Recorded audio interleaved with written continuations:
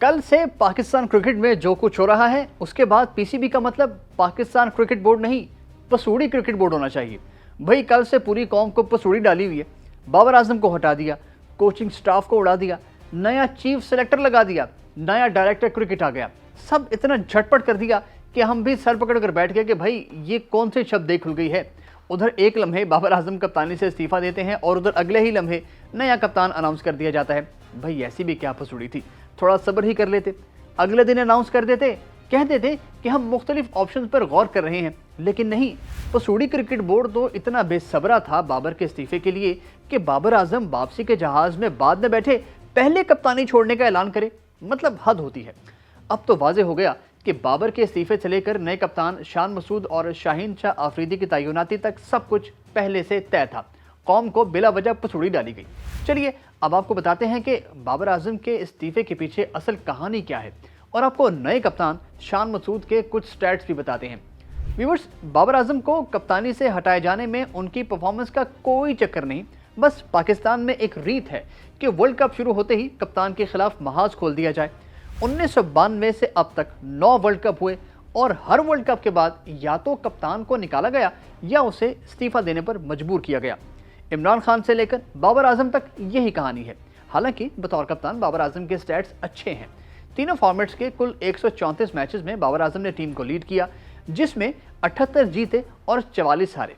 One day में उनकी जीत की रेशो 61.54 है, जबकि टी20 में 59.15 और टेस्ट मैचेस में 50। ये सारे स्टैट्स आप अपनी स्क्रीन पर देख सकते हैं। अभी हाल ही में बाबर आजम की कप्तानी में पाकिस्तान ने श्रीलंका को टेस्ट सीरीज हराई। फिर उनकी ज़ाती परफॉर्मेंस भी अच्छी खासी रही। टेस्ट फॉर्मेट में बैटिंग एवरेज 50, वनडे में 60 और टी20 में 37 की एवरेज है। सो ये बात तो वाज़ेह हो गई कि मसला परफॉर्मेंस का नहीं कुछ और है। अब आते हैं टेस्ट क्रिकेटर नंबर 214 पाकिस्तान के नए कप्तान शान मसूद की परफॉर्मेंस पर। वनडे में उनकी एवरेज 18 है और स्ट्राइक रेट 69। टेस्ट मैचेस में उनकी एवरेज सिर्फ 28 है। अब इस एवरेज के साथ तो टीम में जगह नहीं बनती, इंतजामिया ने उनको कप्तान बना दिया। शाहीन शाह को देखें तो उनकी परफॉर्मेंस पर तो कोई सवाल नहीं, लेकिन उनके फिटनेस मसाइल हैं। क्या टी20 का नया कप्तान खुद लगातार क्रिकेट खेल सकता है, ये भी एक सवाल है। अच्छा, अब आपको बताते हैं असल कहानी। बाबर आजम की कप्तानी अब से नहीं 2021 से खतरे में थी। मेरा इशारा टी20 की तरफ है। कुछ लोगों के ख्याल में बाबर आजम टी20 प्लेयर ही नहीं है, तो कप्तानी का तो सोचे ही ना। लेकिन बाबर की कप्तानी में पाकिस्तान टीम ने न सिर्फ इंडिया को हराया बल्कि 2021 टी20 वर्ल्ड कप का सेमीफाइनल खेल गई। फिर अगले साल भी यही कहानी हुई। शान मसूद को टी20 स्क्वाड में शामिल कराया गया।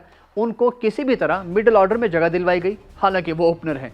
इसका सीधा इशारा यही था कि इधर पाकिस्तान वर्ल्ड कप से आउट हुआ और उधर हम शान मसूद को बाबर की जगह कप्तान बना दें। लेकिन किस्मत का धनी बाबर आजम फाइनल खेल गया और प्लान फिर धरे का धरा रह गया। फिर पाकिस्तान व्हाइट बॉल फॉर्मेट में नंबर 1 बन गई तो मामला बिल्कुल दब गया। लेकिन इस वर्ल्ड कप में टीम की खराब परफॉर्मेंस ने इंतजामिया को मौका दे दिया कि वो बाबर आजम से कप्तानी छीन लें और टेक्निकली उन्होंने ऐसा कर दिया।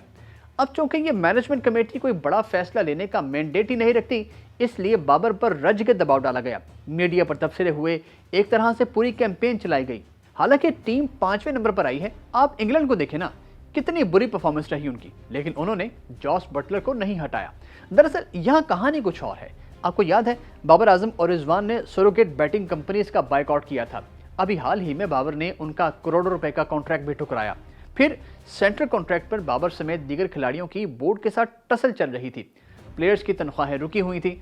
इंजमामुल हक ने उनका मसला हल करवाया। बस उसके बाद से इंतजामिया एक मौके की तलाश में थी जो उनको मिल गया। लेकिन यहाँ मैं एक बात करना चाहूँगा, क्रिकेट टीम गेम है, अकेले कप्तान की नहीं।